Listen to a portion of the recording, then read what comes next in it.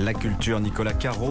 Triste nouvelle, hein. Nous avons appris hier soir la mort de Jean Telet, à qui vous rendez hommage ce matin. On l'a appris pardon. Hier, effectivement, mais c'était mardi soir. Alors, d'habitude, quand un écrivain meurt, évidemment, je cours partout dans les couloirs d'Europe 1 pour faire des papiers et tout ça, et on me dit j'avais lu tel roman de lui ou d'elle, etc. Bref, mais hier, j'ai jamais vu ça. Les gens que je croisais étaient peinés, comme s'ils avaient perdu un ami. Et effectivement, j'ai rencontré plusieurs fois Jean Telet pour des interviews. Il était aussi gentil qu'il en avait l'air. C'était la crème des hommes. Alors, ces romans, vous en avez 3 à nous proposer dans sa vaste œuvre, qui n'est pas que littéraire d'ailleurs. Oui, ce sont mes 3 préférés, mais c'est subjectif. Jean Telet, son grand truc, c'était de s'emparer de l'histoire avec un grand H et de chercher dans les coins. Il travaillait beaucoup sa documentation, mais ensuite il tordait l'histoire dans tous les sens avec des anachronismes hilarants et de l'argot, des gros mots. Il adorait les gros mots, mais il adorait aussi les bonnes idées et le Montespan.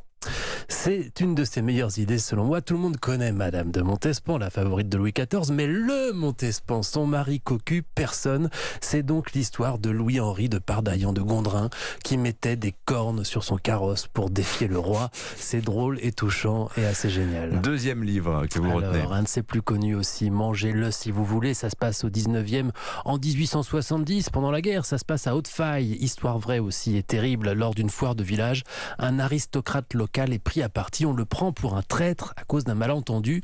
Il est molesté, tabassé, et puis finalement, effet de foule délirant, lynché, brûlé vif et mangé, enfin, par ses agresseurs, avec ce titre à la Jean Telet, Mangez-le si vous voulez. 1870, je précise, c'est pas... Oui, pendant la guerre. On n'est pas dans les âges sombres, non, c'était la hier. préhistoire. Ouais. Et enfin, Azincourt par temps de pluie, là aussi titre parfait chez Miel et Barreau, la bataille d'Azincourt, c'est son dernier, et la défaite française, donc en disséquant les détails, les Français en surnombre qui faisaient face à des Anglais malades et en fuite, mais l'arrogance française a eu raison de nous, et Jean Telet explique comment on en est arrivé là. Et la là bamboche encore, la veille.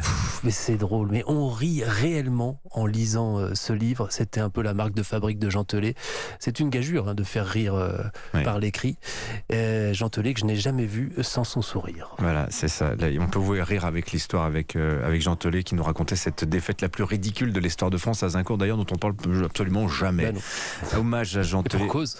J'ai aussi aimé ses BD. Les Anglais en parlent plus que nous. Oui, c'est vrai. Ouais. Et il avait un style BD très particulier. Bloody Mary, notamment, si vous ne connaissez pas, 82, adaptation sur planche du livre de Jean Vautrin à partir de photos retravaillées. Sont un peu vieillies, mais ça se relit quand même bien. Et puis, le magasin des suicides, rappelez-vous, qui avait été porté à l'écran en 2012 par Patrice Lecomte. Avec la crise qui vous défrise, quoi de plus doux qu'une mort exquise? Voilà, je vous l'ai remise parce que je trouve que c'est saut 2022 finalement. Merci beaucoup mon cher Nicolas pour cet hommage à Jean Telet. Tiens, on reste en musique.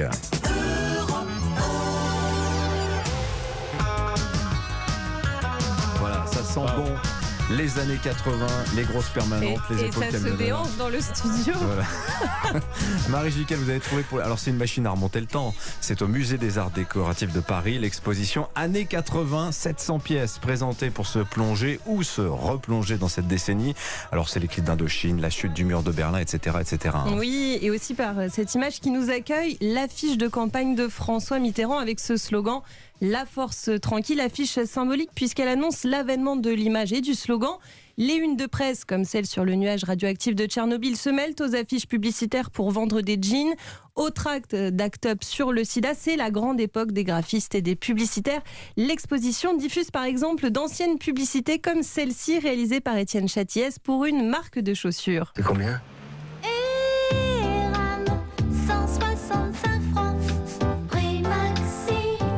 J'espère que ça vous rappelle des souvenirs. Et marche à l'avant-d'air, il y en a tellement à l'époque.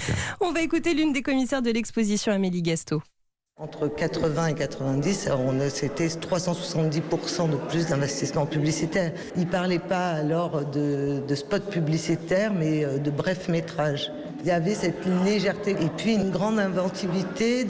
La comédie musicale qui revient, comme ça, la chanson aussi. On croise des photos de Jean-Paul Goude, du mobilier de Philippe Starck pour l'Élysée, les collections de Jean-Paul Gaultier proposées dans le catalogue des Trois Suisses. Voilà, toute cette exposition colorée rend nostalgique les visiteurs d'un âge mûr et enthousiasme les plus jeunes comme Zélia, 18 ans, et Penda, 17 ans. Je pense que c'est la couleur parce que c'est ce qui saute aux yeux directement. Je trouve que c'est quelque chose qui est quand même très attractif. Ça attire sur l'œil et surtout quand on est dans une génération qui prend des tendances déjà existantes, les revoir en fait ça fait plaisir.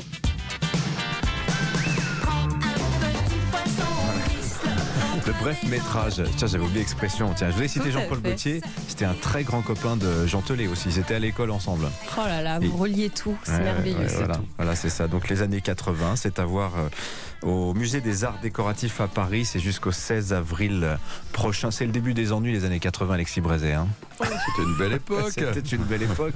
Et alors d'ailleurs, il y a des sondages assez stupéfiants des jeunes de 20 ans. On leur dit à quelle époque auriez-vous souhaité vivre? Ici, ils disent majoritairement les années 80, Ah oui. des espèces d'époque mythique. Et qui aurait cru ça il y a une vingtaine d'années, les années Et ça 80. revient à la Et en mode. 2040, on dira en 2022. Oui, peut-être. Oh, c'est On verra, on verra. C'est un classique. Ah bah c'est ça, mais c'est vrai que L'âge d'or, c'est toujours avant. la nostalgie déforme les souvenirs. Merci à tous les deux, c'était passionnant. 7h51 sur Europe 1.